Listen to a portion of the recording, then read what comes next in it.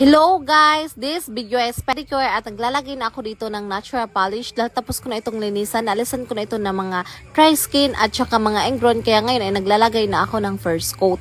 Pag nag-a-apply tayo ng first coat mga canals, kailangan ay manipis lang para mamaya pag naglagay tayo ng second coat, napakaganda ng pagkaka-apply natin mga canals. At kung nagustuhan mo yung video ko, please follow and share yung pakilike naman for more video. Thank you guys at panoorin niyo po hanggang dulo ang aking video. Maraming salamat po sa palaging nag-share ng mga video ko. Thank you so much guys!